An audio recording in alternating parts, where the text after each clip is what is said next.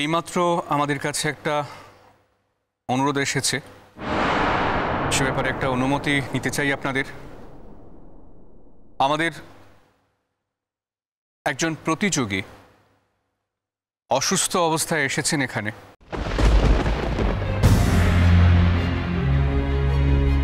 তার পরিবারের তরফ থেকে, তার অভিভাবকের তরফ থেকে একটা অনুরোধ জানানো হয়েছে। যদিও তিনি তালিকায় প্রায় সবার শেষের দিকেই ছিলেন, কিন্তু যদি তাকে একটু আগে ছেড়ে দেওয়া যায়, কারণ এখান থেকে বেরিয়েই তাকে ডাক্তারের কাছে ছুটতে হবে।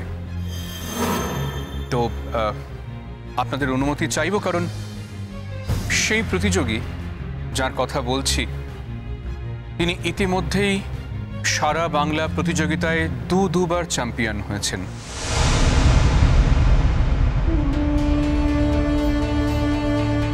স্বভাবতই অনেকে মনে করতে পারেন যে এখানে কোনো বাড়তি সুবিধে পাইয়ে দেওয়ার কোনো চেষ্টা থাকছে কিনা, কিন্তু না, অনেকে এরকম উৎসাহী আছেন যে কারণেই এই ভাবনা, বা থাকতেই পারেন। কিন্তু একজন অসুস্থ মানুষ, তাকে একটু আগে ছেড়ে দিতে পারলে সুবিধে হয়। তার অভিভাবক তিনি জানাতে চান আপনাদের সবার সামনে, সেই অনুমতিও নিতে চাই আপনাদের কাছ থেকে।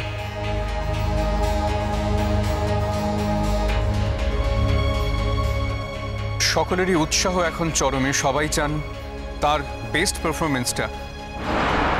সারা বাংলা প্রতিযোগিতায় ইতিমধ্যেই পরপর দুবার সাফল্যের সঙ্গে চ্যাম্পিয়ন হয়েছেন মেঘলা সেন।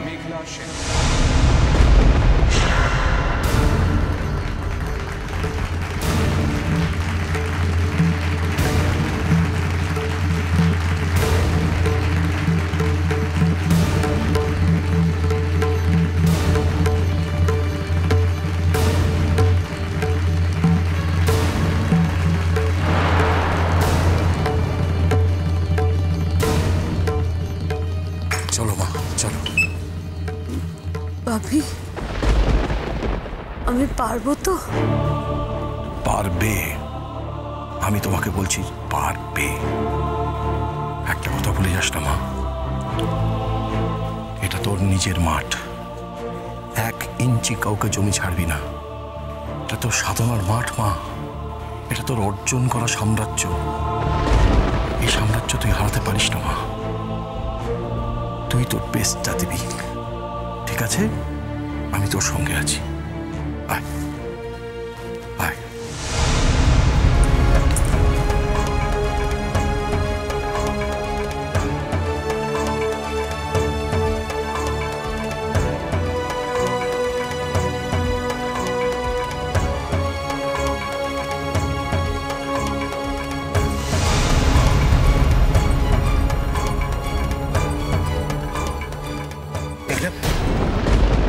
দূর থেকে যা বলার আছে দূর থেকে বলো। এটা কি করে হলো মেঘলা? কখন হলো? তুমি আমাকে একবার জানাবে না? তুমি জানবার মতন অধিকার এখন রাখো বলে তুমি মনে করো নাকি?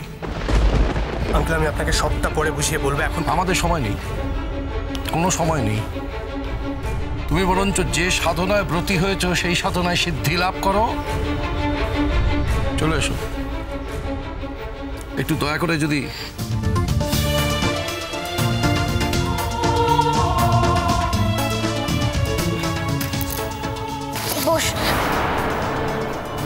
বসবে। চলো বিক্রম, তুমি যাও, আমি পরে আসবো। তোমাকে ছাড়া তো আমি যাবো না। বেশ, আমি তো আবার ডাক্তার, তোমার সব কথা আমায় রাখতে হবে। চলো চলো, বসবে, চলো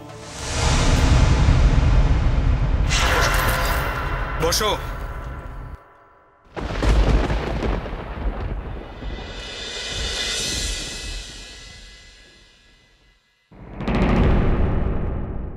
আমরা মেঘলা সেনের গান শুনবো এখন, তবে তার আগে তার অভিভাবক, তার পিতা চন্দন সেন কিছু বলতে চান আমাদের সবার সামনে।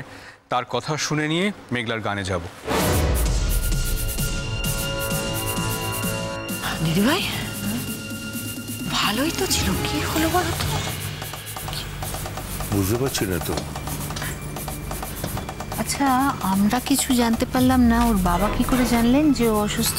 হ্যাঁ বুঝো দাদা, তাহলে আপনারা বুঝে দেখুন ব্যাপারটা।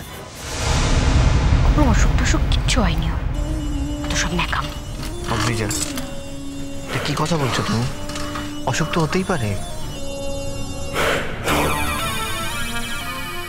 চলো বিক্রম, ও না ভয় পেয়ে গেছে। হ্যাঁ, এই যেটু এত ভালো গান গাইলো, এটা দেখেও ভয় পেয়ে গেছে, তাই সিম্প্যাথি আদায় করার চেষ্টা করছে। তো সব ন্যাকাম, ও জানে না এখানে এসব কিছু হয়। আরে মেয়েটা হঠাৎ এভাবে অসুস্থ হয়ে পড়লো, আর তুমি বলছো কিছুই জানো না? জানি না তো, বেরোবার সময় তো ঠিক ছিল। আমরা যখন বেরোচ্ছি তখন দেখলাম ও রেডি হচ্ছে। আরে বাবা, আঙ্কেল তো আর ওর অসুস্থতার ব্যাপারে মিথ্যে কথা বলার লোক নন, বলো। নমস্কার, আমি আপনাদের কয়েকটা কথা বলতে চাই, কিন্তু দয়া করে মনে করবেন না যে এই কথাগুলো বলে আমি মেঘলার প্রতি কোনো সিম্প্যাথি তৈরি করার চেষ্টা করছি।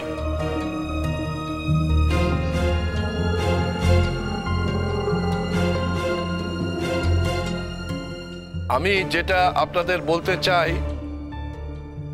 সেটা হচ্ছে, একজন মানুষের সারা শরীরে গরম জল পড়ে ফোস্কা পড়ে গেছে।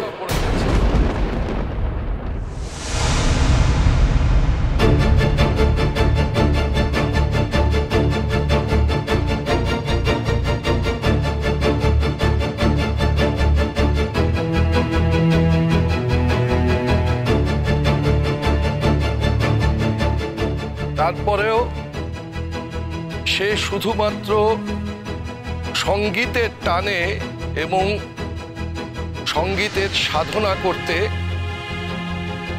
এখানে এসেছে।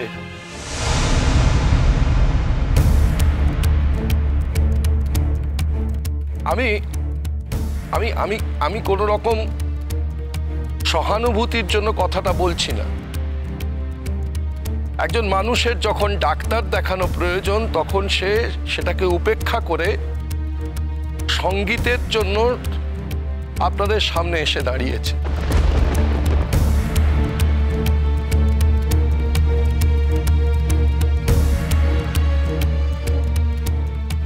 আমি আপনাদের কাছে মার্জনা চেয়ে নিচ্ছি যে ক্রমিক অনুযায়ী আমার মেয়ে যেখানে গান গাইতে পারার কথা, আমি উদ্যোক্তাদের কাছে একটু অনুরোধ করেছিলাম যাতে আমার মেয়েকে ডাক্তার দেখানোর জন্য একটু আগে ওনারা সুযোগ করে দেন। ওনারা করে দিয়েছেন, আমি খুব কৃতজ্ঞ।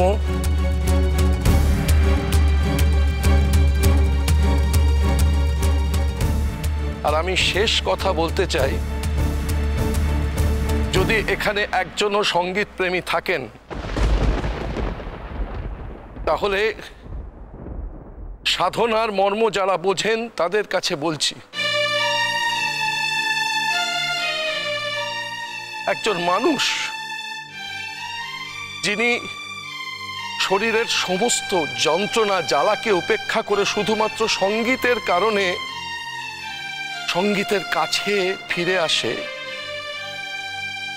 তার এই সাধনা, যদি আপনাদের মধ্যে একজনও সঙ্গীত প্রেমিক সাধক থাকেন, তার জীবনে যদি সামান্যতম ছায়া ফেলে, তাহলে মেঘলার সাধনা পূর্ণতা পাবে।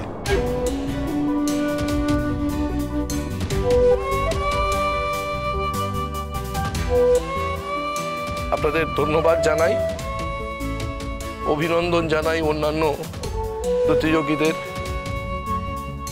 আপনারা আমার মেয়ের গান শুনুন।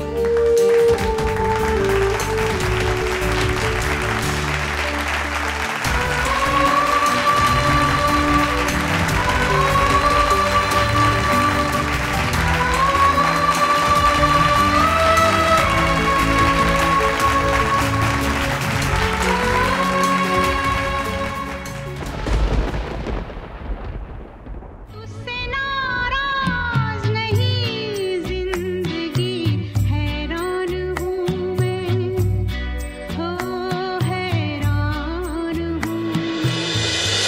বইছে নদী